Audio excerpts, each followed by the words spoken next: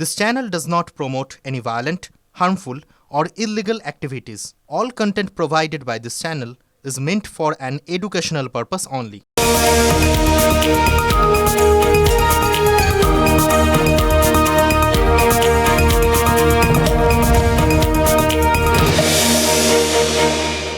উনিশশো সাল আমেরিকায় শুরু হয়েছিল ট্রেড ইউনিয়ন আন্দোলন। ফ্লোরেন্স রিস বলে একজন কবি সেই সময় একটা কবিতা লিখেছিলেন, যেটা পরে পিট সিগারের গলায় বিখ্যাত হয়ে ওঠে। সেই বিখ্যাত গানটা যেটা শুনছিলাম অদ্ভুত লাগছিল, ভেতরে একটা অদ্ভুত রোমাঞ্চ হচ্ছিল। তার কারণ জানেন? কথাগুলো, which side are you on boys, which side are you on. 6 বা 7 দশক গানটার পরে বঙ্গানুবাদ হয়, কোন দিক সাথী, কোন দিক বল, কোন দিক বেছে নিবি তুই। মূলত বামপন্থীদের মিটিংয়ে মিছিলে একটা সময় পর্যন্ত এই গানটা শোনা যেত। কিন্তু আজকাল রাজনীতিতে দিক বলে কোনো বস্তু হয় নাকি? রাজনীতিতে সমারসল্ট এটা তো এই মুহূর্তের একমাত্র কৃতিত্ব, পারফরমেন্স।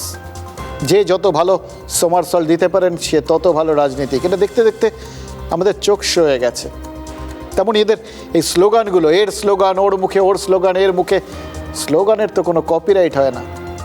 এগুলো অদল বদল হতে হতে আমরা অভ্যস্ত হয়ে গেছি, জানেন তো। কিন্তু বিশ্বাস করুন, আজকে এই লাইনগুলো বড্ড ভাবাচ্ছে। মনে হচ্ছে এই লাইনটা আপনার, আমাদের সবার সামনে প্রশ্ন তুলে ধরছে। Which side are you on boys, which side are you on. কোন দিকে সাথী? এটা অমোঘ প্রশ্ন। আসলে আমরা এমন একটা জায়গায় দাঁড়িয়ে আছি, হয়তো এই মুহূর্তে তখন আমাদের এই প্রশ্নটার উত্তর হয়তো দিতেই হবে। সময় আজকে আমাদের কাছ থেকে উত্তর জানতে চাইছে, which side are you on. কোন দিকে সাথী, কোন দিক বল। হয় এদিক নয় ওদিক, মাঝামাঝি থাকার বোধহয় আজকে আর কোনো রকম অবকাশ নেই। বিশ্বাস করুন, আজকে এই মুহূর্তেই যখন এই প্রশ্নটার সামনে দাঁড়িয়েছি, তখন একটু থামতে হচ্ছে। বই কি থামছি কারণ এই মুহূর্তে এর থেকে গুরুত্বপূর্ণ প্রশ্ন বোধহয় আপনার, আমার আর কারোর কাছে আর কিচ্ছু নেই। এই প্রশ্নটা শুনতে হচ্ছে আমাদের, এই প্রশ্নটা ভাবাচ্ছে আমাদের। সত্যি তো, কোন দিকে আমরা, কোন দিকে আমি, কোন দিকে আপনি। কয়েকদিন আগের কথা বলি আপনাদের, একটা ব্যক্তিগত অভিজ্ঞতা। আমার মেয়েকে ভর্তি করাতে গেছিলাম আমি। ভর্তি করাতে গিয়ে দেখলাম এরকম আরও অনেক বাবা তার মেয়েদের, ছেলেদের নিয়ে এসছেন ভর্তি করাতে। বিভিন্ন ব্যাকগ্রাউন্ড থেকে এসছেন, তাদের বিভিন্ন শিক্ষাগত যোগ্যতা, বিভিন্ন ধরনের পেশার থেকে তারা এসছেন, বিভিন্ন জায়গায় কর্মরত, বিভিন্ন আর্থিক সংস্থান, বিভিন্ন ভাষা, বিভিন্ন ধর্ম, সব আলাদা। বাকি যেগুলো জানা যায় না বা বোঝা যায় না সবই হয়তো আলাদা। কিন্তু তাদের দিকে তাকিয়ে দেখছিলাম অদ্ভুতভাবে, জানেন তো, অদ্ভুতভাবে সবাইকে দেখে মনে হচ্ছিল আসলে একজন দাঁড়িয়ে আছে,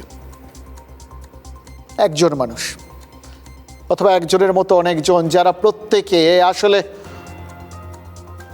একটা জায়গায় এসে এক,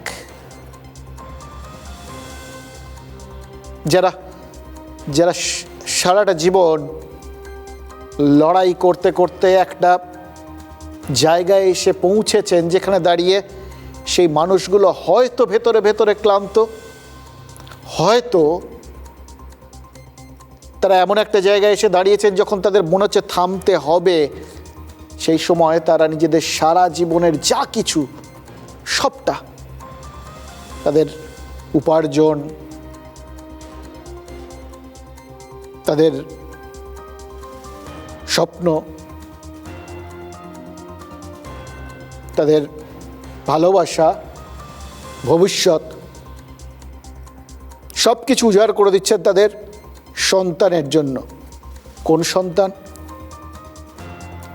যে সন্তান তার জীবনের দরজাটার সামনে দাঁড়িয়ে রয়েছে। অনেকেই হয়তো ওদের মধ্যে সারা জীবনের সমস্ত সঞ্চয় উপুর করে দিচ্ছেন। একদল ক্লান্ত ক্লিষ্ট অভিভাবক যারা আশায় বুক বাঁধছেন এরপরের সময়টার জন্য। সে সময়টা কি? তাদের সন্তানকে উড়ান দিতে দেখবেন। তারা জীবনের রানওয়েতে দাঁড়িয়ে আছে, সেখান থেকে উড়ে যাবেন। এদের প্রত্যেকের সন্তান এতদিন পর্যন্ত যে পরীক্ষাগুলো দিয়েছে, সেই পরীক্ষাগুলো স্কুলের একটা ক্লাস থেকে অন্য ক্লাসে ঢোকার, দরজা পেরোনোর, দরজা খোলার পরীক্ষা ছিল। কিন্তু এখন যে জায়গাটায় দাঁড়িয়েছিল, সেই জায়গাটা জানেন তো, জীবনের দরজা খোলার, তাদের বাকি জীবনটার দরজা খোলার দরজার সামনে তারা দাঁড়িয়ে আছে। এই গেট দিয়ে ঢুকে পড়ার পর ছেলে বা মেয়েরা কোথায় যাবে, কতদূর যাবে, কোনো বাবা জানেন না। কিন্তু শুধু জানেন, এই রানওয়ে থেকে যখন তারা টেক অফ করার জন্য দৌড়টা শুরু করবে না, সেখানে ফুয়েল ভরার জন্য, সেখানে রসদ দেওয়ার জন্য, জ্বালানি দেওয়ার জন্য তারা তাদের যা আছে এই সময়টায় উজাড় করে দেবেন, দুহাতে উজাড় করে দেবেন, কার্পণ্য করবেন না।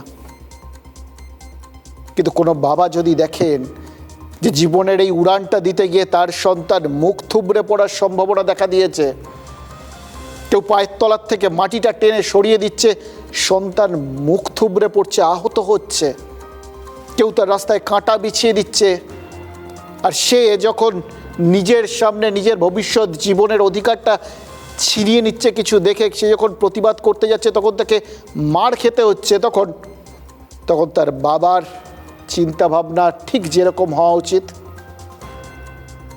আমিও সেই মানসিকতার শরীর। আমার ধারণা আমার মতো সব বাবা, দল মত নির্বিশেষে, শাসক বিরোধী, সব বাবাই তো এই চিন্তা ভাবনারই শরিক। কারণ সন্তানের প্রশ্নে কেউ আপোষ করেন না এবং সবাই চান তার সন্তান ভালো থাকুক। কথাগুলো খুব সুন্দর। সত্যি তো, এই আঘাতের মধ্যে দিয়ে ভবিষ্যৎ জীবনটা তৈরি হয়।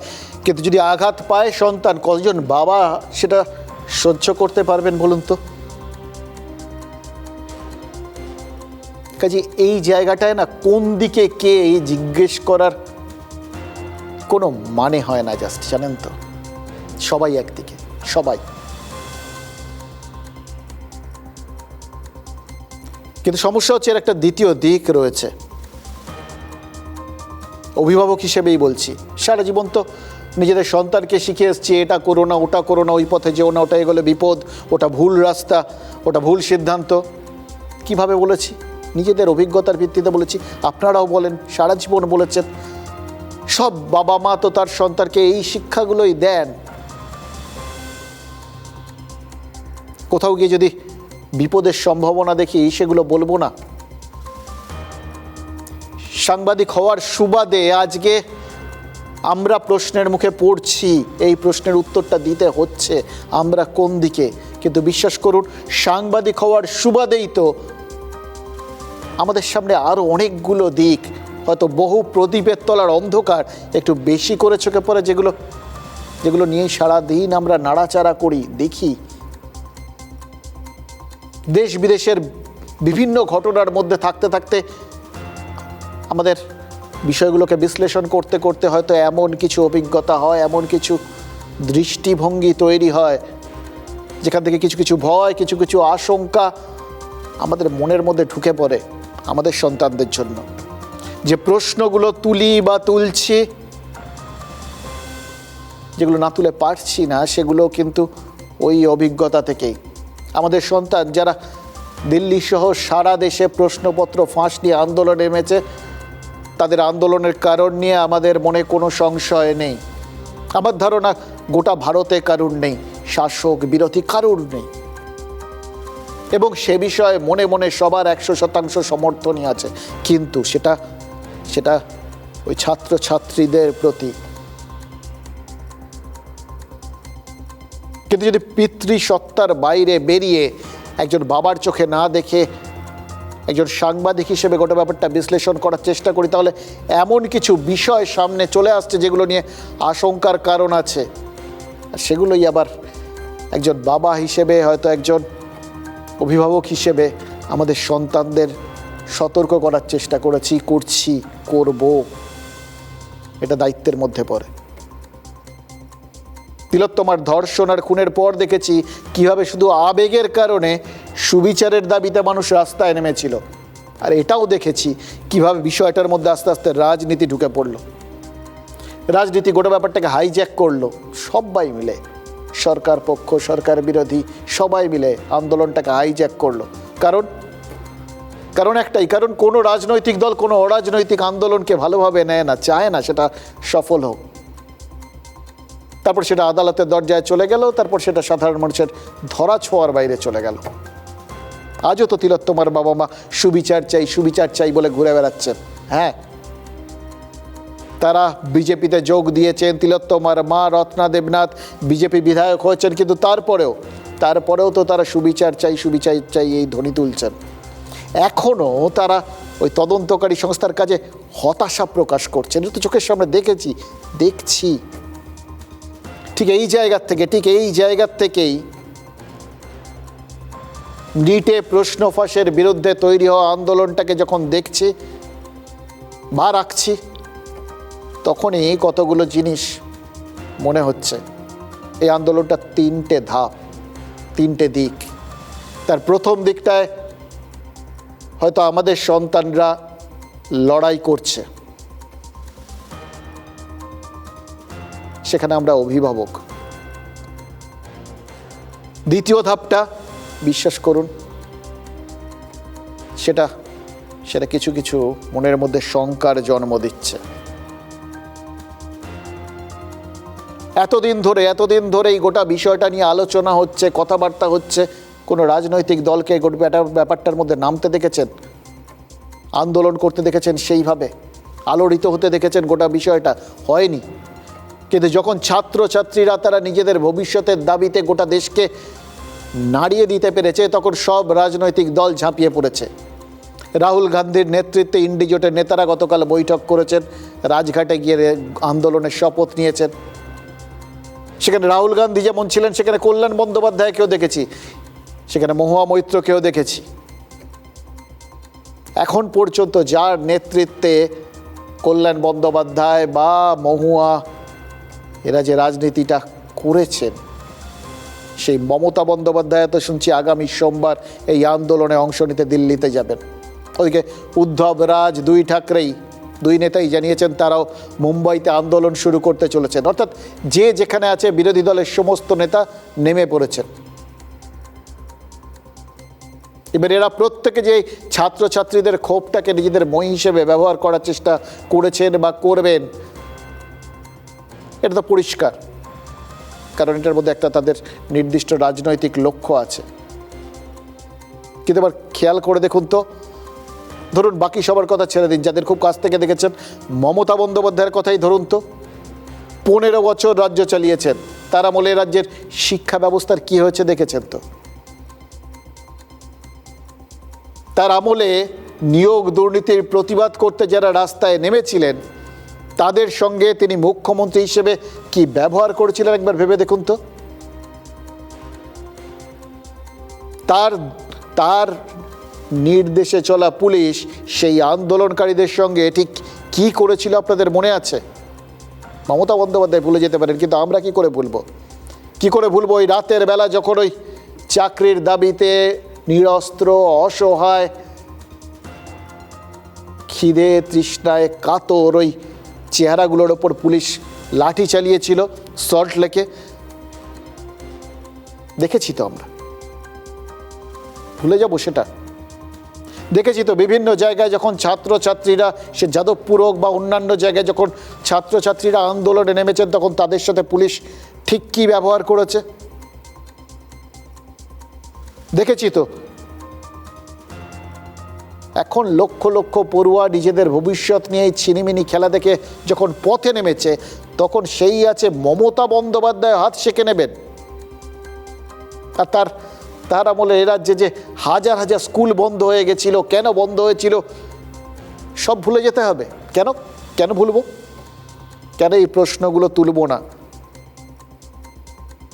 এগুলো কোন দিকে আছি সেটা দেখার বিষয় না, এটা একদিকে সবাই আছে এটা বোঝার বিষয়। কারণ দিনের শেষে আমরা সাধারণ মানুষই তো বঞ্চিত হই, কখনো শিক্ষা থেকে, কখনো স্বাস্থ্য থেকে, কখনো অন্য সব কিছুর থেকে, সুবিচার থেকে। যেভাবে তিলোত্তমার জন্য আন্দোলনটাকে রাজনীতি গ্রাস করেছিল, কি অসাধারণ আন্দোলন ছিল বাবুন তো। সেই রাত্রিবেলা 14ই আগস্ট মানুষজন রাস্তায় নেমে এসছেন, বাড়ির থেকে বেরিয়ে আসছেন, কারুর ডাকে না, নিজের ভেতরের ডাকে। ভয় হচ্ছে সেখান থেকেই সেই একইভাবে, সেই একই ছকেই ন্যায্য আন্দোলনটাকেও রাজনীতি দিগ্ভ্রান্ত করে দেবে না তো? আবার বলছি কোনো রাজনৈতিক শক্তি চায় না কোনো অরাজনৈতিক আন্দোলন দানা বাঁধুক। কারণ অরাজনৈতিক আন্দোলন দানা বাঁধলে, সফল হলে মানুষের রাজনীতির মুখাপেক্ষি থাকবেই না। ফলে সাংবাদিকের অভিজ্ঞতা থেকে এই আন্দোলন নিয়ে যখন আমাদের আশঙ্কা কোথাও গিয়ে ভেতরে ভেতরে খোঁচা মারছে, তখনই কিন্তু আবার সেই অভিভাবক বেরিয়ে আসছে, যার মনে হচ্ছে সন্তানদের হয়তো একটু কোথাও গিয়ে সতর্ক করে দিই। Prime Minister has to sack Dharmendra Pradhan as a education minister. This is a demand of students of this country. छात्र देश के भविष्य हैं। जब तक यह विद्यार्थी हमारे आगे बढ़ेंगे नहीं, पढ़ेंगे नहीं, तो बढ़ेंगे कैसे? দেখলেন তো দুটো রাজনৈতিক দলের দুই নেতা, কেসি বেণুগোপাল আর কীর্তি আজাদ, ছাত্রদের দাবির কথা বলছেন, অথচ ঘটনা হচ্ছে এই ছাত্রছাত্রীরাই এই রাজনৈতিক দলগুলোকে নিয়ে সন্দিহান। কালকেই একটা ছেলের একটা বক্তব্য শুনছিলাম, সেখানে সে সরাসরি প্রশ্ন তুলেছিল, সব রাজনৈতিক দলের নেতাদের নাম তুলে তুলে প্রশ্ন করেছিল যে এই আন্দোলনের মূল দাবি কি, কেন সারা দেশের অসংখ্য ছেলে মেয়ে এভাবে রাস্তায় নেমে আন্দোলন করছে, দিল্লিতে ছুটে যাচ্ছে, পুলিশের সামনে মার খেতে পিছপা হচ্ছে না, সেটা কি রাজনৈতিক নেতারা জানেন? সরাসরি প্রশ্ন করছিল যে কেন এই নিটের অসংখ্য পরীক্ষার্থী বিভিন্ন সময়ে যখন, বিভিন্ন বছরে যখন আত্মহত্যা করেছেন, কেন তারা আত্মহত্যা করেছেন সেটা কি এই রাজনৈতিক নেতারা জানেন? প্রশ্ন করছিল। এবং সব থেকে গুরুত্বপূর্ণ প্রশ্নটা করছিল যে আসল জায়গাটাতেই তো এরা যাচ্ছেন না, কি করলে গোটা বিষয়টা আর কখনো এরকম ত্রুটিপূর্ণ হবে না, কি করে এই ত্রুটিটা সামলানো যাবে, কি করে একটা সঠিক পরিস্থিতি সৃষ্টি করা যাবে ছাত্রছাত্রীদের জন্য, যখন তারা দেখবেন না কেউ অন্যায়ভাবে ল্যাং মেরে তাদের সরিয়ে দিচ্ছে, তাদের থেকে এগিয়ে যাচ্ছে, আর তাদের পুরো পরিশ্রমটা জলে চলে যাচ্ছে। বলছিল দেখুন আমাকে, দেখুন আমার চোখে চশমা, আমার শরীরের এই অবস্থা, সব কিছু তো একটাই মাত্র কারণে, কারণ ওই নিট, ওই একটাই মাত্র পরীক্ষা, যে পরীক্ষাটা ওই নির্দিষ্ট দিকে আমার জীবনের দরজা খোলার একমাত্র দরজা, আর কোনো দরজা নেই। অন্য সব ক্ষেত্রে আপনার কাছে অনেকগুলো অপশান থাকে, কিন্তু বিশ্বাস করুন যে পড়াশুনোটা করে এসছি সেই পড়াশুনো দিয়ে শুধুমাত্র ওই পরীক্ষাটাই দেওয়া যায়, আর কোনো পরীক্ষা দেওয়া যায় না। এবং একবার ওই দরজাটা বন্ধ হয়ে গেলে, একবার পরীক্ষা খারাপ হয়ে গেলে একটা বছর নষ্ট করা ছাড়া কোনো উপায় থাকে না। আবার সেই বছরটাও যে কি হবে, শুধু একটাই জায়গা, একসঙ্গে দুটো জিনিসের চেষ্টা করার কোনো অপশন থাকে না। এই জন্যই তারা জীবন পাত করে। যখন তাদের মনে হয় সেই জীবনের দরজাটা বন্ধ হয়ে যাচ্ছে, সেই জায়গার থেকেই তো জীবন শেষ করে দেওয়ার কথা মাথায় আসে। সেই জন্যই তো এতজন জীবন শেষ করে দিয়েছে।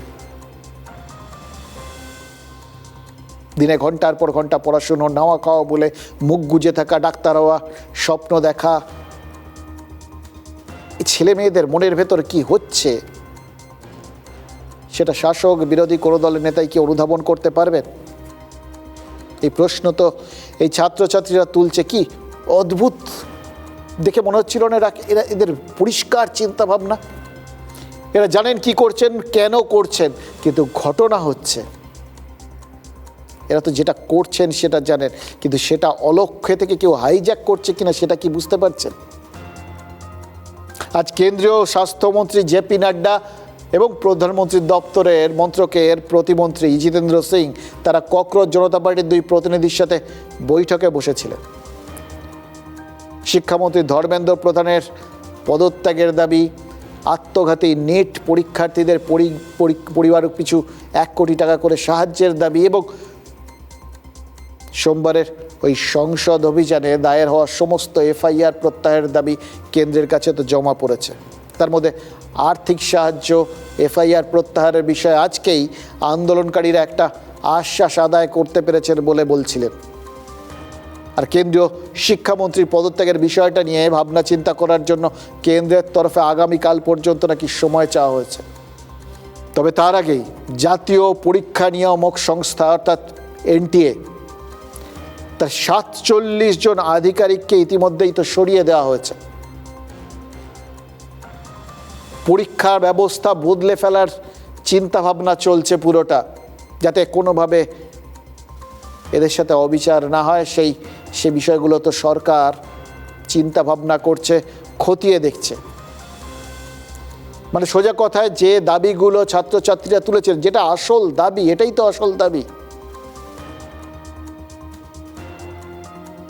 বিশ্বাস করুন, এ পদত্যাগ করলো, ও পদত্যাগ করলো, কিন্তু আসল সমস্যার কোনো সমাধান হলো না। আমার ধারণা তাতেই ছাত্রছাত্রীরাও ভাববেন না তাদের প্রতি সুবিচার হয়েছে, বরং তাদের সমস্যার মূল কারণগুলোর তো সমাধান হওয়া উচিত। এটাই তো আসল দাবি এবং এটা কেন্দ্র গুরুত্ব দিয়ে বিবেচনা করছে। এটা যে অন্তত এই নড়াচড়া দেখে বোঝা যাচ্ছে সেই পরিস্থিতি এই ছাত্রছাত্রীরাই তৈরি করেছেন। এটা তো গতকাল প্রধানমন্ত্রীও বুঝিয়ে দিয়েছেন। তার সোশ্যাল মিডিয়া বার্তায় নরেন্দ্র মোদী আশ্বাস দিয়েছিলেন প্রশ্ন ফাঁসে অভিযুক্তদের বিরুদ্ধে মানে একদম ফাস্ট ট্র্যাক কোর্টে বিচার হবে। অভিযুক্তদের 10 বছর পর্যন্ত কারাদণ্ড আর 10 কোটি টাকা পর্যন্ত জরিমানার বিষয়ে ভাবনা চিন্তা করা হবে।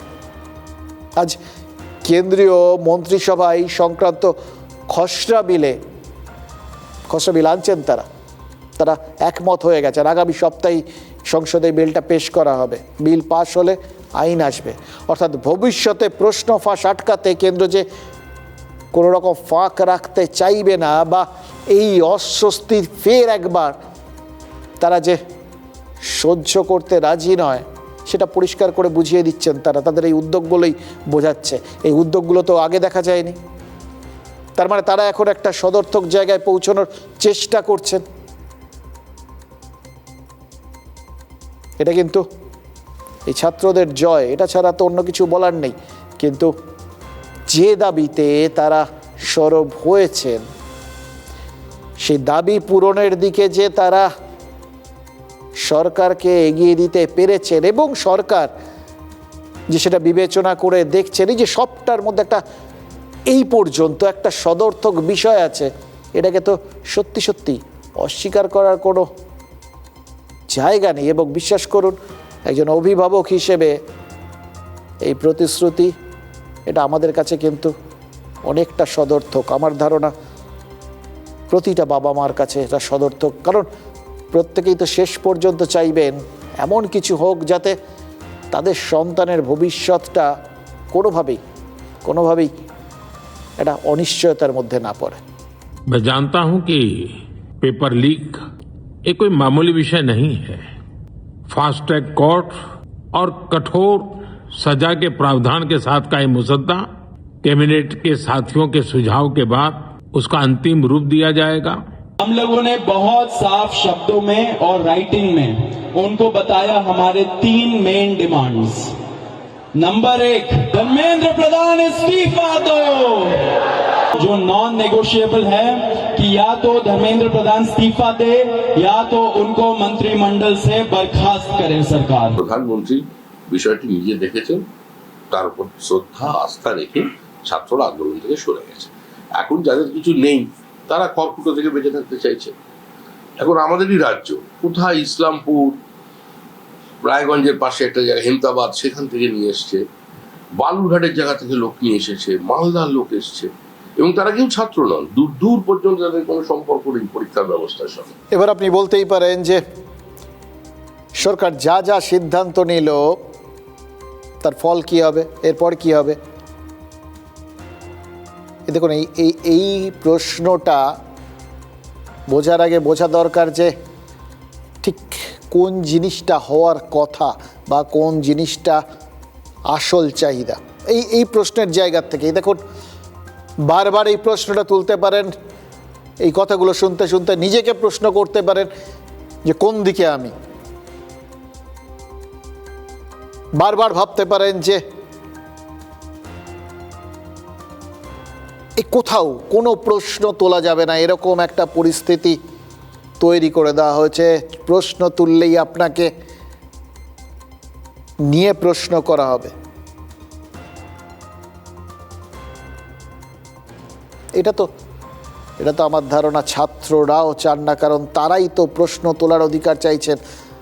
আমাদের সন্তানরা তারা কথা বলতে ভয় পায় না, প্রশ্ন তুলতে ভয় পায় না।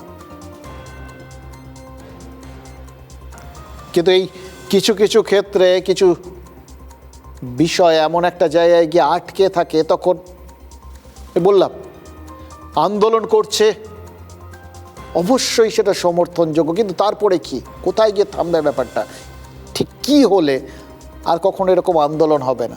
এই যে সোনাম ওয়াংচুক, যিনি প্রথম এই অনশনটা শুরু করেছিলেন, গতকাল যেই অনশন ভঙ্গ করলেন মাঝরাতে, অমনি প্রশ্ন উঠে গেল তিনি কি বিক্রি হয়ে গেছেন। অর্থাৎ একজন যদি মনে করেন তিনি যে লক্ষ্যে হাঁটা শুরু করেছিলেন সেই লক্ষ্যে একটা জায়গায় তিনি পৌঁছতে পেরেছেন, সুতরাং আর হাঁটার দরকার নেই, তাহলে তার সেই সিদ্ধান্তটা নিয়ে প্রশ্ন উঠবে। কারণ তিনি একবার যখন হাঁটতে শুরু করেছিলেন তখন তিনি আর কারুর লোক নন, তার সমস্ত সিদ্ধান্ত নেওয়ার দায়িত্ব অন্য লোকের হয়। এটাই ভয়ের জায়গা। কেউ কাউকে থামতে দিতে রাজি নয়, যেন বললাম হয় এদিকে নয় ওদিকে হতেই হবে, মাঝামাঝি কিছু হবে না। ঠিক একইভাবে সোনাম ওয়াংচুক, তিনি যে চরম দাবি তুলে একটা আন্দোলনে নেমেছিলেন, এরকম আমরণ মনসন মানে একটা চরম একটা সিদ্ধান্তকে সামনে রেখে আন্দোলন করা, হয় বাঁচবেন অথবা মারা যাবেন। কিন্তু কেউ ঠিক করে যদি নেয় যে না ওনাকে মারা যেতেই হবে, এর আগে থামা চলবে না, সেটা উনি মানবেন কিনা সেটা নিয়ে তো প্রশ্ন উঠতেই পারে। এরকম একটা প্রবণতা যেখানে কাজ করে, সেখানে এই আন্দোলনকে কেউ নিজের স্বার্থে ব্যবহার করে নেবে কিনা, কতদূর ব্যবহার করবে, এই আশঙ্কাটা তো চলে আসে। গতকাল প্রায় মাঝরাতে প্রধানমন্ত্রীর ওই সোশ্যাল মিডিয়ায় বার্তার পর সোনাম ওয়াংচুক অনশন প্রত্যাহারের সিদ্ধান্ত নেন এবং সেটাতেই তার সততা নিয়ে প্রশ্ন উঠে যায়। কিন্তু কেউ কি ভেবে দেখেছেন এটা তার ব্যক্তিগত সিদ্ধান্ত, তিনি বাঁচবেন না মরবেন, কোনখানে থামবেন, এই সিদ্ধান্ত নেওয়ার অধিকার তার রয়েছে। তাহলে কেন এটা নিয়ে এখন প্রশ্ন? ঠিক আছে, তিনি থেমে গেলেন, থামলেন, কিন্তু এটা কি অস্বীকার কেউ করতে পারবেন? এই সোনাম ওয়াংচুকের অনশন থেকে যে আন্দোলনের সূত্রপাত, সেই আন্দোলনের চাপেই দেশের প্রধানমন্ত্রী প্রায় বিনিদ্র রাত কাটিয়েছেন। অথবা অত রাতে প্রধানমন্ত্রী কি বলছেন, কি বলবেন, সেটা শোনার জন্য দেশের বিরোধী দল নেতা রাহুল গান্ধী জেগে কাটাচ্ছেন। এটা বলছি কেন? কারণ গতকাল প্রধানমন্ত্রীর লাইভ শেষ হতে না হতেই তাকে আক্রমণ করেছিলেন রাহুল গান্ধী। অর্থাৎ তিনি যে অত রাতে জেগে কাটাচ্ছিলেন সবাই বুঝতে পারছি আমরা।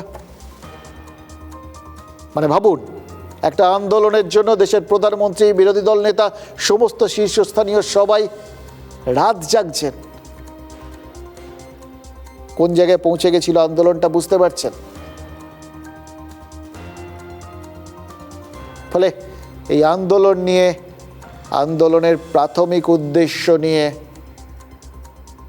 সত্যি বলছি কোথাও দ্বিমত হওয়ার কোনো জায়গা নেই, কিন্তু কয়েনের একটা উল্টো পিঠেও তো মাঝে মধ্যে নজর দিতে হয়, অভিভাবক হিসেবে, সাংবাদিক হিসেবে।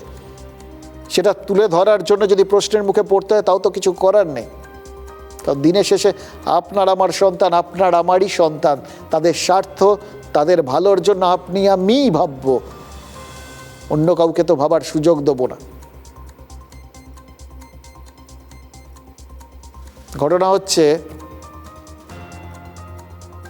বাইরের থেকেও তো অনেকে, আমাদের এখানকার রাজনৈতিক নেতারা শুধু নন, বাইরের থেকে অনেকে মনে হচ্ছে গোটা ব্যাপারটার মধ্যে ওই জ্বলতে থাকা আগুনে হাত শেখার চেষ্টা করছেন।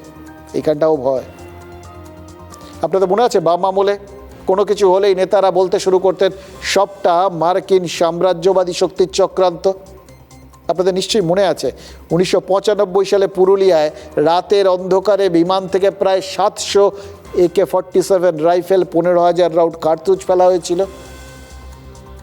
তদন্তের পর অভিযোগ উঠেছিল বিদেশ থেকে নাকি ওই অস্ত্র পাঠানো হচ্ছিল। লাতভিয়ার বিমান চালক পিটার ব্লিচ ধরা পড়েন, ভারতে কিছুদিন জেল খেটে তিনি মুক্তি পেয়ে যান। কিন্তু মূল চক্রান্তকারী কিম ডেভি, তাকে আজও ডেনমার্ক থেকে ধরে আনা যায়নি। এই ঘটনার পর বামেরা হাতে অস্ত্র পেয়ে গেছিলেন এবং তাদের ওই মার্কিন সাম্রাজ্যবাদের তত্ত্ব আরও জোরালো হয়েছিল। পালাবদলের পর আমরা কি দেখলাম? মহাকরণে মমতা বন্দ্যোপাধ্যায়ের সাথে তৎকালীন মার্কিন বিদেশ সচিব হিলারি ক্লিন্টন এসে সাক্ষাৎ করে গেলেন। বামেরা তাতেও অন্য গন্ধ পেয়েছিল। আবার দেখুন, আরজিকর আন্দোলনের সময় তৃণমূল অভিযোগ তুলেছিল যে বিদেশ থেকে আসা মদতে তাদের সরকার ফেলার চক্রান্ত হচ্ছে। এবার এই যে সব বক্তব্যগুলো, এগুলো তার মানে আপনারা বুঝবেন যে সব রাজনৈতিক দলই যখন তুলছে তখন কোথাও না কোথাও এরকম একটা প্রচেষ্টা হয়, সেটা সবাই জানেন বলেই এই কথাগুলো ওঠে। এবং জানেন স্বতঃস্ফূর্ত আন্দোলনকে যে কোনো সময় হাইজ্যাক করার চেষ্টা করতে পারে বিদেশি শক্তিগুলো। দুটো ছোট্ট উদাহরণ দিই, তাহলে আপনাদের কাছে বুঝতে আরও সুবিধা হবে। আমাদের পাশের দেশ বাংলাদেশে তাকান, ওখানে এখন লোকজন খুব আনন্দ করছে। সোশ্যাল মিডিয়ায় প্রবল উচ্ছ্বাস দেখছিলাম। আবার সেই যখন তারা ভেবেছিলেন যে এই এলেন, ভারত দখল করে নিলেন, তারপর আবার, কারণ এবার মনে হচ্ছে আমরা তো পারছি না, কি আছে, এইবার ভারতটাকে হয়তো একটা অস্থির সময়ের মধ্যে দিয়ে যেতে হবে, হয়তো ভারতটা টুকরো টুকরো হয়ে যাবে এইবার। কি অদ্ভুত না? কিন্তু বাংলাদেশে আমরা কি দেখেছিলাম? যে ছাত্র আন্দোলনকে সামনে রেখে সবাই বলছিলেন যে দ্বিতীয় স্বাধীনতা পেয়ে যাওয়া গেছে, কিন্তু আখেরে দেখা গেল তাদের সামনে রেখে মৌলবাদ ষড়যন্ত্র করলো এবং তার সঙ্গে বিদেশি শক্তির সহায়তা পেল, দেশটা দখল করে নিল। দেশটায় কট্টরপন্থার চাষ শুরু হলো, মৌলবাদীদের হাতে চলে গেল। এখন খেয়াল করে দেখুন, বাংলাদেশে এখন তারপরে তত্ত্বাবধায়ক সরকারের পথ পেরিয়ে নতুন সরকার এসছে, কিন্তু বাংলাদেশ পাকিস্তানপন্থী হয়ে গেছে। সেই পাকিস্তান যাদের বিরুদ্ধে লড়াই করে বাংলাদেশ স্বাধীন হয়েছে, সেই পাকিস্তান যাদের নিজেদের চাল চুলো নেই, খাবার নেই, যারা সন্ত্রাসবাদ ছাড়া অন্য কোনো কিছু উৎপাদন করে না, সেই পাকিস্তানের সাথে বন্ধুত্ব বাড়িয়ে বাংলাদেশ এখন চীনের খপ্পরেও পড়ে গেছে। চীনা ঋণের ফাঁদে পা দিলে আপনি দেউলিয়া হন, বাংলাদেশের কপালে তাও নাচছে।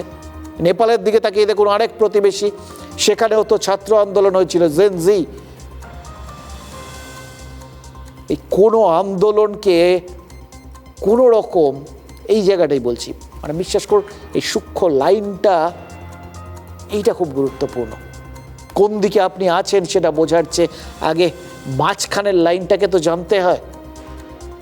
এই দুটো জায়গা থেকেই যখন দেখা গেছিল যে ছাত্ররা আন্দোলনে নেমেছিলেন, একটা ছাত্রদের একটা উদ্দেশ্য ছিল,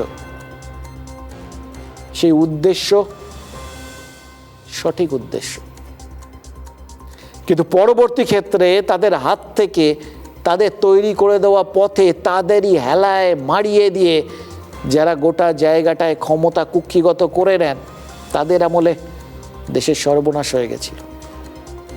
তার কারণ পেছন থেকে কলকাঠি নাড়ার জন্য বিদেশি শক্তিগুলো বসে থাকে। আবার বলছি, এটাই ভয়ের জায়গা। দিল্লিতে যে আন্দোলন আমরা দেখছি, সেখানেও বিদেশি শক্তি উল্লসিত হয়ে উঠছে না তো?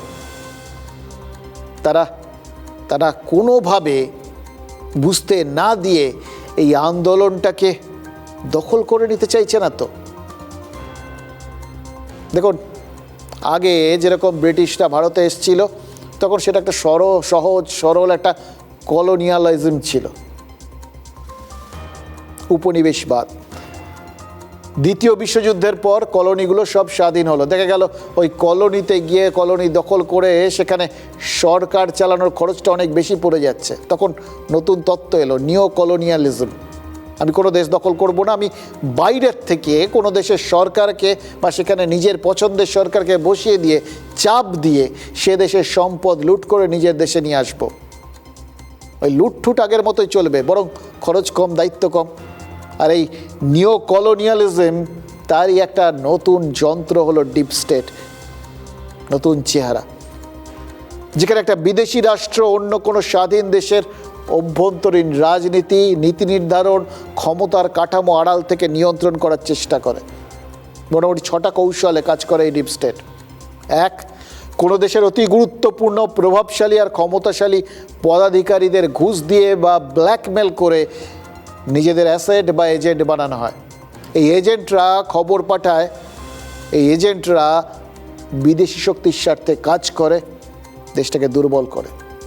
2, কোনো দেশের বিভিন্ন বেসরকারি প্রতিষ্ঠান, এনজিও, বিভিন্ন সংগঠন, থিঙ্ক ট্যাঙ্ক, এদের কোটি কোটি টাকা অনুদান দেওয়া হয়। বিনিময়ে এরা সরকারি নীতির প্রতিবাদের নামে দেশের উন্নয়নটাকে থামিয়ে দেয়। বিশেষ করে যখন কোনো দেশ তারা উন্নয়নশীল দেশ থেকে উন্নত দেশের তালিকায় উন্নীত হবার জায়গায় চলে যায়, যখন ওই প্রথম বিশ্বের দেশগুলোর কাছে তাদের একাধিপত্যকে চ্যালেঞ্জ জানানোর মতো জায়গায় চলে যায়, তখন তাদের থামানোর দরকার পড়ে। 3, তারা মিথ্যে প্রচার চালায়, সমাজের ভেতর বিভাজনের চেষ্টা করে বিভিন্ন প্রচার মাধ্যমে, এবং এটার মধ্যে কিন্তু এখন সোশ্যাল মিডিয়া হয়ে যাওয়া এদের কাজটা আরও অনেক সহজ হয়ে গেছে, মাথায় রাখবেন এটা।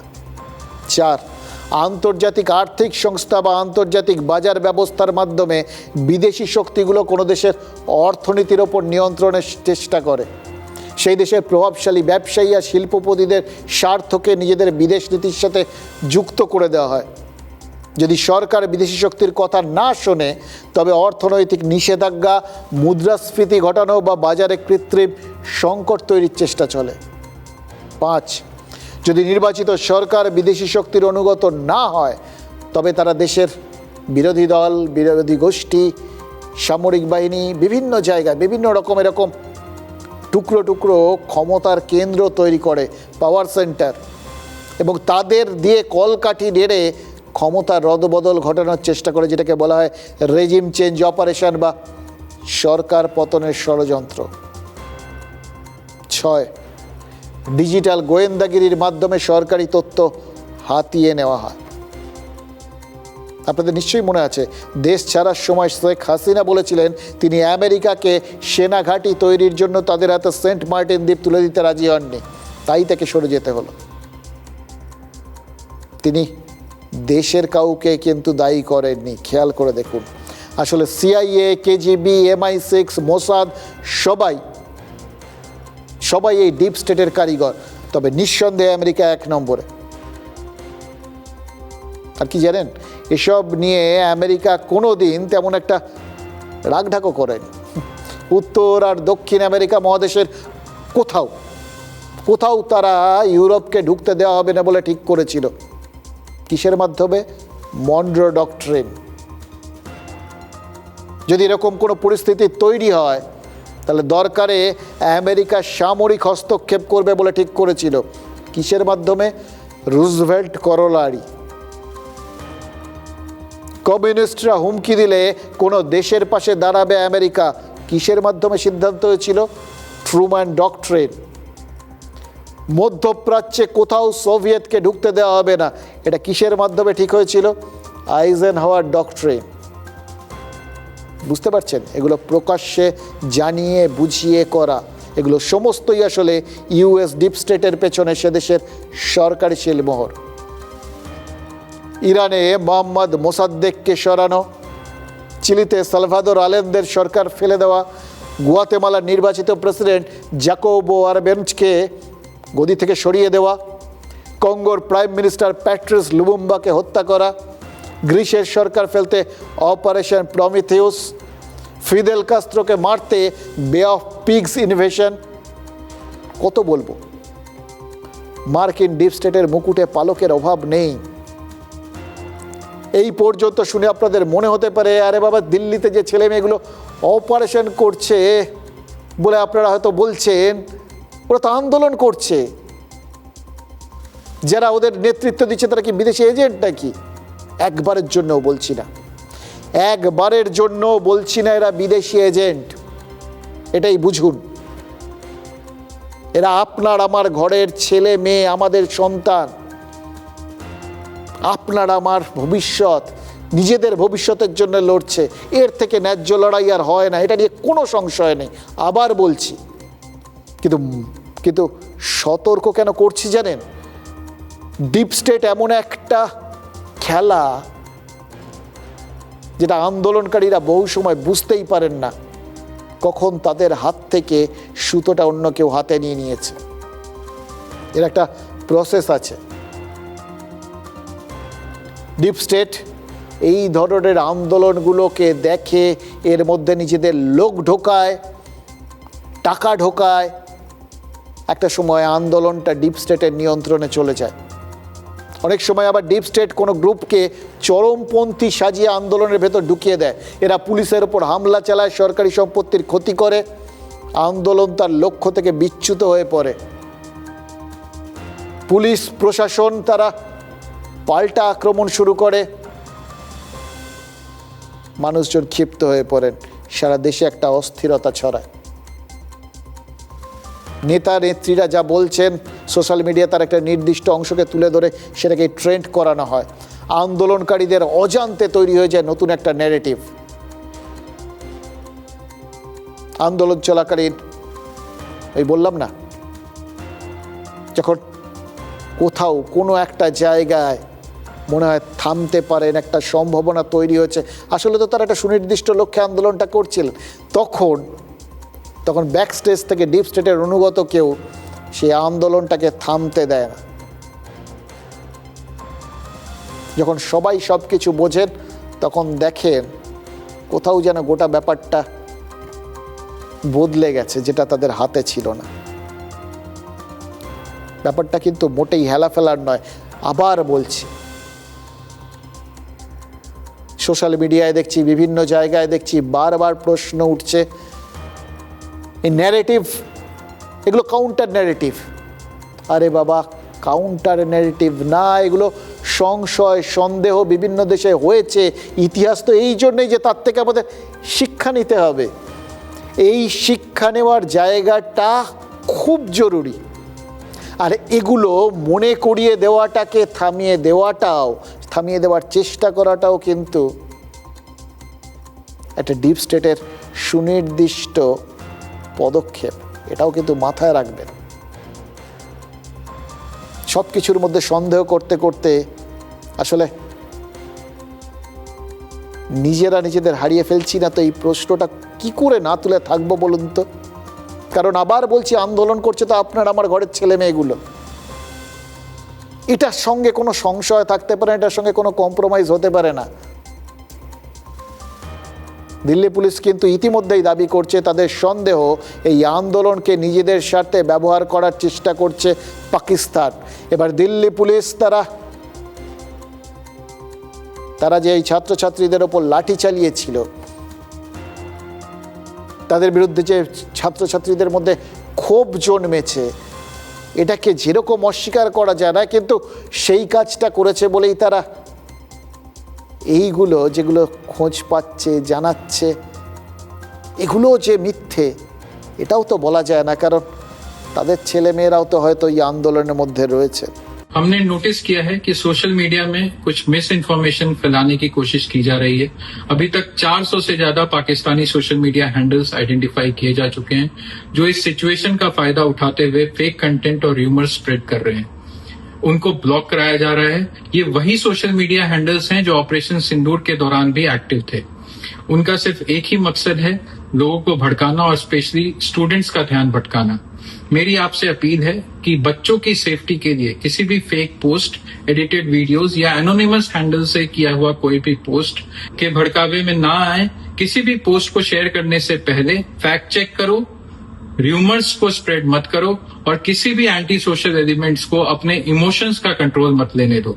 দেখুন এই আন্দোলনটা এত দূর কেন গেল? সরকার কি আগে এই আন্দোলনটা সমাধানের জন্য আরও বেশি তৎপর হতে পারতো না? এই প্রশ্নটা থাকবে, অস্বীকার করার কোনো জায়গা নেই। কেন এই জায়গায় গেল? কেন আপনার আমার ঘরের ছেলে মেয়েগুলোকে এইভাবে রাস্তায় নামতে হলো? আর কেনই বা মার খেতে হলো? এগুলো কি এড়ানো যেত না? এই প্রশ্নটা তো তোলার থেকে কখনো বিরত হতে পারবো না।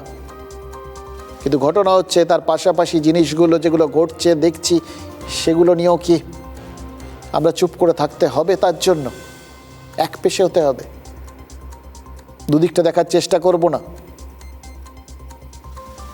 পাকিস্তান কি আমাদের খুব বন্ধু রাষ্ট্র? বাংলাদেশে তো আমাদের দেশের ছাত্র আন্দোলন নিয়ে অতি উৎসাহী হয়ে উঠেছে। কেন? কিসের স্বার্থে? এরা যে সরকার পরিবর্তন হলে অনুপ্রবেশ তো এখনও পুরোপুরি আটকানো যায়নি। গতকাল বলছিলাম মালদায় বাংলাদেশিরা এসে টোটো চালাচ্ছে বলে পুলিশের সন্দেহ রয়েছে। আজ মুর্শিদাবাদে 4-5 জন অনুপ্রবেশকারী ধরা পড়েছে, যারা মাস 6 আগে এদেশে এসেছিল। এ রাজ্য থেকে চেন্নাই চলে গেছিল, সেখানে এই রাজ্যে শ্রমিকের পরিচয়ে কাজ করছিল। আজ ফের মুর্শিদাবাদ হয়ে বাংলাদেশে ফিরতে গিয়ে ধরা পড়ে গেছে।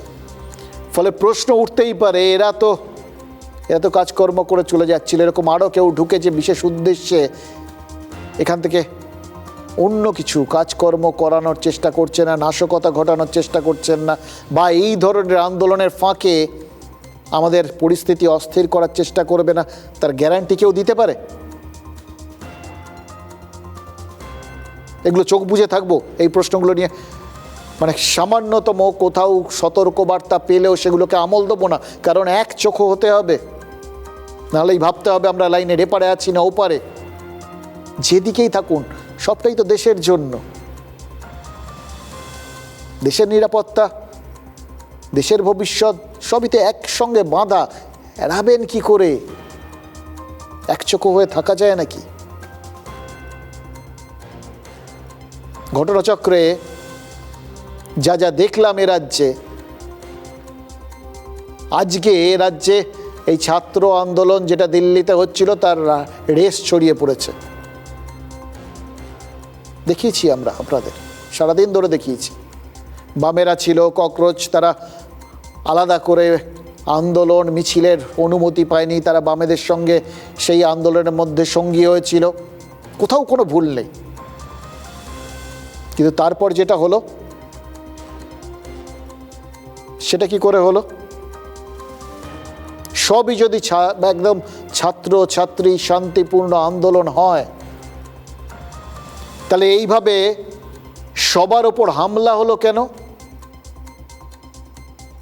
ছাত্ররা তো মুক্ত চিন্তায় বিশ্বাসী, তারা অধিকার যেটা দাবি করেছিল, তারা তো একটা মুক্ত সমাজের অধিকার দাবি করেছিল, যেখানে তাদের ভবিষ্যৎটা ন্যায় এবং একটা বৈধ পথে পুরোটা নির্মিত হবে, সবার মত প্রকাশের স্বাধীনতা থাকবে। এটাই তো তারা চেয়েছিল। এই জন্যেই তো তাদের ওপর যে আক্রমণ হচ্ছে তার সমালোচনা করা হচ্ছে।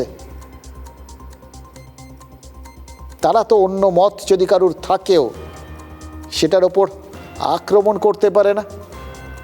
তাহলে আজ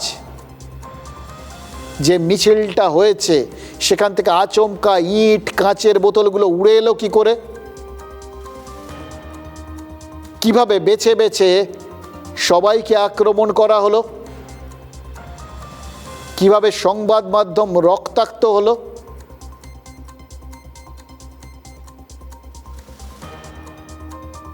দেখুন,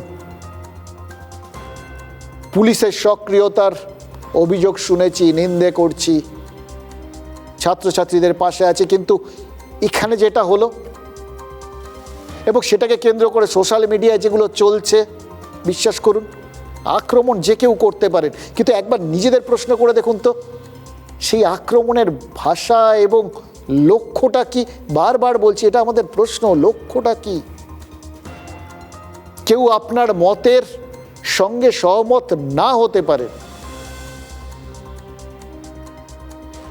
তাই জন্য তাকে আক্রমণ করা, তাকে রক্তাক্ত করা, সেটাতে উল্লাস প্রকাশ করবেন? তাহলে কালকে উল্টো দিক থেকে দেখলে যাদের আক্রমণ করছেন আপনারা তো তাদের বিরোধী, তারাও তো সেই একই রকম ভাববেন যে আপনারা বিরুদ্ধ মত পোষণ করেন, উল্টো মত পোষণ করেন, সুতরাং আপনাদের ওপর আক্রমণ করা উচিত, আপনাদের রক্তাক্ত হওয়া উচিত। দুপক্ষকে রক্তাক্ত করবেন, কাদের করছেন? এই রাজ্যের মানুষ, এই দেশের মানুষ নিজেরাই এক দল আরেক দলকে রক্তাক্ত করছেন। এ তো জঙ্গল রাজ, জঙ্গলের নিয়ম, হয় নাকি? এই প্রশ্নটা করছি, বিশ্বাস করুন। কারণ এই সুস্থ চিন্তাটা, মত প্রকাশের স্বাধীনতার জায়গাটা বিরুদ্ধ মত পোষণ করলেই তাকে দাগিয়ে দিয়ে তার বিরুদ্ধে আক্রমণ, মানে সহিংস আক্রমণ নামিয়ে নেওয়ার রাস্তাটা, এটা কিন্তু কেউ কেউ আমাদের মধ্যে ছড়িয়ে দিতে চাইছেন। তাদের বিরুদ্ধ মত বলছি না, শুধু বলছি আমাদেরকে একটু সচেতন হয়ে, সে ডিপ স্টেটই হোক বা যেই হোক, তাদের বিরুদ্ধে রুখে দাঁড়িয়ে তাদের চক্রান্তকে মিথ্যে প্রমাণ করে দেওয়া, ব্যর্থ প্রমাণ করে দেওয়া উচিত নয়। ভাবুন একবার, তো ভেবে দেখুন, আজকে সংবাদ মাধ্যমের ওপরে ওখানে আক্রমণ হয়েছে। এই আজকে যে কথাগুলো বললাম, দেখুন আন্দোলনের যারা শরিক তাদের সম্পর্কে আমাদের কি ধারণা, তাদের যে আমাদের পরিবারের একজন বলে মনে করি, তার মধ্যে আমাদের আবেগ আছে, এগুলো খুব পরিষ্কার। তার সঙ্গে সঙ্গে সংশয়ের জায়গাগুলো কোথায় কোথায় সেগুলোও খুব পরিষ্কার। দুটো পরস্পর বিরোধী নয়, একসঙ্গে চলে। কিন্তু সেটাকে পরস্পর বিরোধী বলে ধরে নিয়ে যদি আপনারা মনে করেন আক্রমণ করবেন, যাকে আক্রমণ করেছেন, আজকে আমাদের এক সহকর্মী আক্রান্ত হয়ে হাসপাতালে ভর্তি, রক্তাক্ত, বিশ্বাস করুন সেও নিজের কাজটা করতে গেছিল, সে কাউকে কোনোদিন ল্যাং মেরে এগিয়ে যায়নি, কাউকে তার প্রাপ্য থেকে কোনোদিন বঞ্চিত করেনি। অথচ সে আক্রমণের লক্ষ্য হলো, রক্তাক্ত হলো। মুখ্যমন্ত্রী শুভেন্দু অধিকারী এসএসকেএমে তাকে দেখতে গেছেন। আমাদের অন্য চ্যানেলের বিভিন্ন সহকর্মীরা আক্রান্ত হয়েছেন, হেনস্থা হয়েছেন, রক্তাক্ত হয়েছেন। কেন? একজন ছাত্রছাত্রী আহত হলেও সেটার প্রতিবাদ যেরকম করছি, একজন সহকর্মী আহত হলেও তার প্রতিবাদ করছি দ্ব্যর্থহীন ভাষায়। কারণ যে বা যারা করেছেন তারা আর যাই হোক সমাজের ভালো চান না, সুস্থিতি চান না, বরং ঘোলা জলে মাছ ধরতে চাইছেন, আপনার আমার সন্তানদের ক্ষতি করতে চাইছেন, এটা দৃঢ় বিশ্বাস। আমরা তো স্টুডেন্ট, আমাদের হাতে কোনো লাঠি নেই, কিছু নেই, আমরা তো শান্তিপূর্ণ প্রোটেস্ট করছিলাম। জানি না স্টুডেন্টের লাঠি চার্জ কর রা হ্যায়, ঠিক আছে, স্টুডেন্টের রূপে কারা এসে আমাদের পুরো শান্তিপূর্ণ প্রোটেস্টটাকে খারাপ করে দিচ্ছে। কি হলো আজকে যেভাবে এভাবে ছাত্রদেরকে মারা হচ্ছে, কি আছে এখানে? এখানে কি চলছে? আমাদের কি মানুষ না? আমাদেরকে বাঁচতে দিন। কি হচ্ছে এখানে? দাশগুপ্ত আমাদের সিনিয়র ক্যামেরা পার্সন, এই মুহূর্তে তুমি দেখতে পাচ্ছ যে তার মুখ কিন্তু সম্পূর্ণভাবে ফেটে গিয়েছে এবং ক্রমাগত রক্ত, এবং এই রক্ত তুমি দেখো, এই রুমালটা দেখলে বুঝতে পারবে যে প্রচুর পরিমাণে রক্ত কিন্তু এখানে মোছা হয়েছে। শুক্রবার দিন বিশেষ দিন, প্রাক্তন মুখ্যমন্ত্রী বলেন না শুক্রবার সব ছাড় আছে, ওই শুক্রবারের লোকেরাই করেছে, চিহ্নিত করেছি, মার্ক করেছি, এদের সঙ্গে নিটের কোনো সম্পর্ক নেই। আজকে কলকাতার এই মিছিলকে কেন্দ্র করে যে গোলমাল হচ্ছে, তাতে এই যে বক্তব্যগুলো শুনলেন, এগুলো খুব গুরুত্বপূর্ণ। বিশ্বাস করুন, আমাদের যে সহকর্মীরা রক্তাক্ত হয়েছেন, বিশ্বাস করুন ভেতরে ভেতরে এতটুকু রাগ নেই, দুঃখও নেই। কারণ আমরা অভ্যস্ত হয়ে গেছি, আমরা জানি যারা হয়তো আজকে মেরেছেন, হয়তো গতকাল তারা আমাদের প্রশংসা করছিলেন, তখন অন্য কেউ মারতে চেয়েছিলেন। আগামীকাল হয়তো যারা মারলেন তারা আবার প্রশংসা করবেন, অন্য কেউ আমাদের মারতে চাইবেন। এটা আমাদের ভবিষ্যৎ, এটা আমাদের এই যে প্রফেশনে এসছি তার একটা অঙ্গাঙ্গিক অঙ্গ। কিন্তু এটাও তো আমাদের এই পেশারই একটা জায়গা যেখান থেকে আপনাদের বুঝিয়ে দেওয়া কোথা থেকে কি হচ্ছে। এই যে টুকরো বক্তব্যটা শোনালাম এক ছাত্রের, আন্দোলনকারীর, তার ভেতরে দ্বিধা এবং বিভ্রান্তিটা দেখলেন, এটা আসল। তারা তো শান্তিপূর্ণ আন্দোলন করছিলেন, কারা এসে গোলমাল পাকিয়ে দিলেন, কোত্থেকে এইভাবে ইট ছুড়লেন, বোতল ছুড়লেন। দিল্লির ছাত্রছাত্রীদের কথাগুলো শুনছিলাম, আপনারাও সোশ্যাল মিডিয়ায় দেখুন, শুনতে পাবেন। সেখানেও তো এই একই বক্তব্য তোলা হচ্ছিল, কোত্থেকে ইট চলে এলো ওই পরিষ্কার পরিচ্ছন্ন যন্তর মন্তরের মধ্যে, কারা নিয়ে এলেন। এটাই আসল কথা। কেউ কি হিংসা ছড়িয়ে আন্দোলনটাকে বা এক্ষেত্রে আমাদের রাজ্যটাকে অস্থির করে তুলতে চাইছেন? কেউ কি সমস্ত মিডিয়াকে, সংবাদ মাধ্যমকে এমন আক্রমণের বস্তু করে দিতে চাইছেন যে কোনো রকম অন্য বক্তব্য, সতর্কবার্তা আপনার কাছে না পৌঁছয়, যাতে সোশ্যাল মিডিয়ার মাধ্যমে ছড়িয়ে দেওয়া কিছু অপপ্রচার আস্তে আস্তে মানুষের কাছে অনেক বেশি বিশ্বাসযোগ্য লাগে, যেটার মাধ্যমে আগুন ছড়িয়ে পড়ে। দেখুন, চেষ্টা যে একেবারে হচ্ছে না একটা বৃহত্তর ষড়যন্ত্রের, সেটাকে গ্যারান্টি দিয়ে বলা যায় বলুন তো? আজকেই একটা খবর এসছে, সুন্দরবনে বেশ কিছু দূরপাল্লার বন্দুক আর কার্তুজ উদ্ধার হয়েছে। বলতেই পারেন এ রাজ্যে অস্ত্র এই প্রথম উদ্ধার হলো নাকি, ঠিক? কিন্তু গহীন সুন্দরবনে মাছ ধরার নৌকোর আড়ালে কেন অস্ত্র লুকানো ছিল, এবং তাও এমন অস্ত্র যেগুলো ওই দূরপাল্লার অস্ত্র? কারা ওই অস্ত্র নিয়ে নৌকায় উঠেছিল? সুন্দরবন সেটা তো এপার বাংলা ওপার বাংলা দুটোর মধ্যেই ছড়িয়ে রয়েছে, নৌকো করে চলেও যাওয়া যায়, যাতায়াত তো চলে। একটু যদি অন্যরকম ভাবনা চিন্তা মনের মধ্যে আসে, সেটা ভুল। যদি সতর্ক করার চেষ্টা হয়, সেটা ভুল। হতেই পারে নিছক ডাকাতি বা চুরির উদ্দেশ্য ছিল, সেটা হলেও যেমন সত্যিটা আসা দরকার, কারণ সেটাও আপনার, আমার দেশ, আমার রাজ্যের কারোর বিরুদ্ধে তো যেত। আর তেমনই এর বিরুদ্ধে যদি বাংলাদেশি কোনো মৌলবাদী বা কোনো জঙ্গি গোষ্ঠী বা কারোর হাত থাকে, যদি এর সঙ্গে আন্তর্জাতিক অস্ত্র চোরাচালানের সম্পর্ক থাকে, তাহলে সেটাও তো সামনে আসার দরকার। কারণ দিনের শেষে যদি ক্ষতি হয়, আপনার আমারই হবে, আপনার আমার সন্তানদেরই হবে। কাকদ্বীপ, পাথর প্রতিমা, এই অঞ্চলগুলোতে যে ওই নদীপথ ব্যবহার করে সুন্দরবনের বহু অনুপ্রবেশকারী ঢুকেছে, অতীতে চিহ্নিত করা গেছে তো। এমনকি অপরাধীরা যে প্রতিনিয়ত ওই অঞ্চলগুলোতে বিভীষিকা ছড়ায়, ওখানকার মানুষজনের সাথে কথা বলুন, জানতে পারবেন। তারা যে ওইখানেই তাদের অপরাধটাকে আটকে রাখবেন, আস্তে আস্তে আরও বেশি ভেতরে ঢুকতে পারবেন বা সেই ঢোকার চেষ্টা করবেন না, গ্যারান্টি দেওয়া যায়। বিএসএফের ডিজি সাম্প্রতিককালে ওই অঞ্চলগুলোতে ঘুরে ঘুরে মানুষজনকে সতর্ক করেছেন। এর সাথে রাজনীতির কোনো সম্পর্ক নেই, সম্পর্ক আছে দেশ দশের নিরাপত্তার। সুতরাং এই চারপাশের পরিস্থিতি,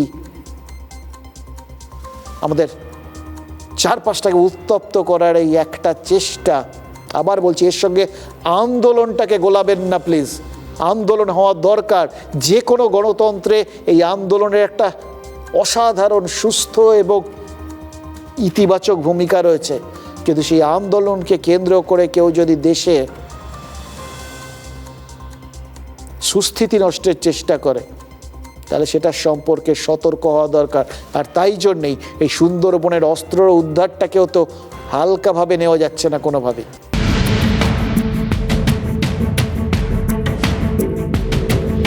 টিনটিনের গল্পে না, বোম্বেটে নৌকার হদিশ মিলল সুন্দরবনে। গোপন সূত্রে খবর পেয়ে উপকূলরক্ষী বাহিনীকে নিয়ে রুদ্ধশ্বাস অভিযান চালালো বন দপ্তরের বিশেষ বাহিনী, যাতে উদ্ধার হলো বেশ কিছু অত্যাধুনিক বন্দুক আর বিপুল পরিমাণ কার্তুজ। 22 জুলাই প্রথম খবরটা আসে কেন্দ্রীয় গোয়েন্দা সংস্থার সূত্রে। জানা যায়, সুন্দরবন উপকূলবর্তী এলাকা দিয়ে অস্ত্র বোঝাই জাহাজ আন্তর্জাতিক সীমান্ত পার করার চেষ্টা করছে।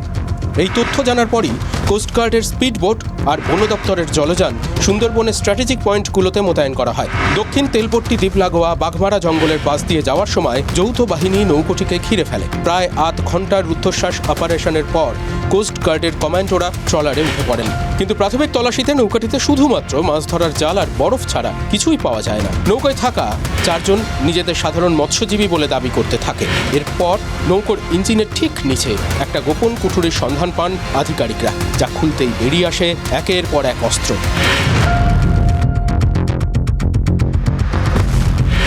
নৌকোর খোল থেকে উদ্ধার হয় 5টি দূরপাল্লার বন্দুক, বিপুল পরিমাণ তাজা কার্তুজ আর গোলা বারুদ। নৌকায় থাকা 4 জনকে সুন্দরবন কোস্টাল থানার পুলিশের হাতে তুলে দেওয়া হয়েছে। ধৃতদের বিরুদ্ধে বেআইনি অস্ত্র আইন এবং আন্তর্জাতিক জলসীমা লঙ্ঘনের মামলা রুজু করা হয়েছে। দেখো, দিনের শেষে এই অনুপ্রবেশ বলুন, অস্থিরতা বলুন, সব কিছুর জন্যে তো রাজনৈতিক নেতারা দায়ী। এটা নিয়ে তো কোনো অস্বীকার করার কোনো জায়গা নেই। সমস্ত দিক থেকে সব দল, কেউ এটার থেকে হয়তো রক্ষা পাবে না, কেউ ব্যতিক্রমী নয়। এই যে তৃণমূলের এমপিরা, সাংসদরা, তারা হঠাৎ করে দলবল নিয়ে 20 জন তৃণমূল ছেড়ে দিয়ে তারা ওই এনসিপিআই হয়ে গেলেন। কেন?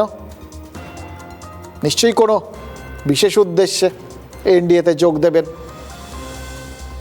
সেটা নিয়ে বিভিন্ন রকম অভিযোগ উঠছে, কেন যোগ দিচ্ছেন, কী বৃত্তান্ত। তারা তাদের মতো একটা হয়তো বক্তব্য দেওয়ার চেষ্টা করছেন, সেটা মানুষজনের বিশ্বাসযোগ্য ঠেকছে বলে তো মনে হয় না। বিধানসভাতেও মমতা বন্দ্যোপাধ্যায়কে ছেড়ে সংখ্যাগরিষ্ঠ বিধায়ক তারা চলে এলেন ঋতব্রতর দিকে। বা সবাই চলে এসছেন, কেন এসছেন সেগুলো নিয়ে একটা বিভ্রান্তি।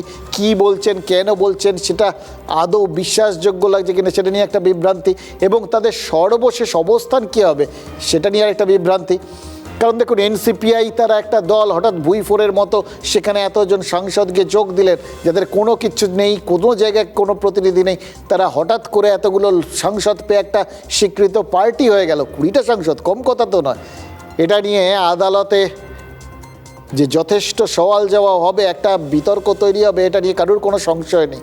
হয়তো সমস্ত দিক খতিয়ে দেখবেন বলেই স্পিকার এখনও তাদের স্বীকৃতি দেননি। ঘটনা হচ্ছে, এটা যদি কোনো একটা প্ল্যান হয়, তাহলে যে কোনো রাজনৈতিক প্ল্যানের তো প্ল্যান বি, প্ল্যান সি সব পরপর তৈরি থাকে। এই প্ল্যান বি বা প্ল্যান সিটাই কি আজকে দেখলাম। আজকে কলকাতায় এসেছিলেন কেন্দ্রীয় মন্ত্রী রামদাস আটোয়ালে, আরপিআই বলে একটা দলের তিনি সাংসদ, রিপাবলিকান পার্টি অফ ইন্ডিয়া, আটাওয়ালে। এবার মূলত এই দলটা দলিত সম্প্রদায়ের দল, কিন্তু রামদাস আটোয়ালে আজ বলেছেন তারা কোনো সম্প্রদায় ভিত্তিক রাজনীতিতে বিশ্বাস করেন না, তাদের কাছে সবাই গ্রহণযোগ্য। এবং এটা আরও ইন্টারেস্টিং, তারা এই প্রথম কোনো একটা ঠিকঠাক রাজ্যে নিজেদের কর্মসূচি বিস্তার করবেন ঠিক করেছেন, এবং সেটা বাংলা। যে সমস্ত বিধায়ক এবং সাংসদরা মমতা বন্দ্যোপাধ্যায়ের বিরুদ্ধে গেছে, চাইলে তারা তাদের দলে আসতে পারেন, এবং তারা নাকি অনেকেই যোগাযোগ রাখছেন। সুতরাং বুঝতে পারছেন, সংসদে কাকলি ঘোষ দস্তিদারদের ওই এনসিপিআই নিয়ে যাওয়া নিয়ে একটা বিতর্ক দেখা দিচ্ছে। তারা যদি সরে যাচ্ছিল, সরাসরি বিজেপিতে যোগ দিতে পারেন।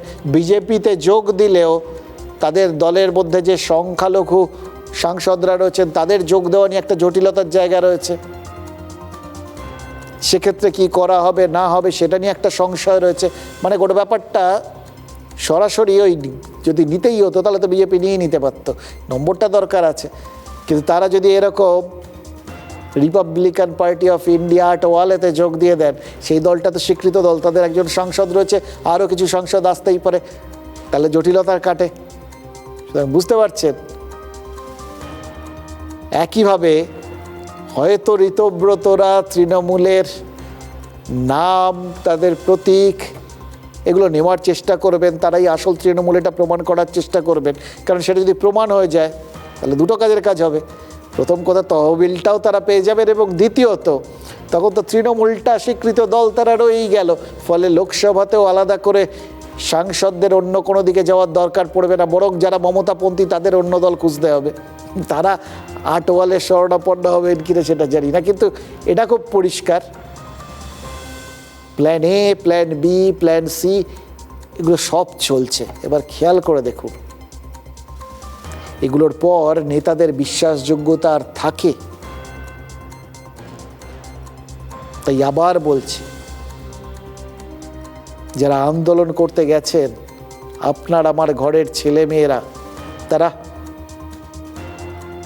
তারা হয়তো একটা ন্যায্য দাবিতে আন্দোলনটা করছে, তারা আক্রান্ত হলে আপনার আমার বুকে লাগছে, কিন্তু রাজনৈতিক নেতাদের কিচ্ছু আসে যাচ্ছে না।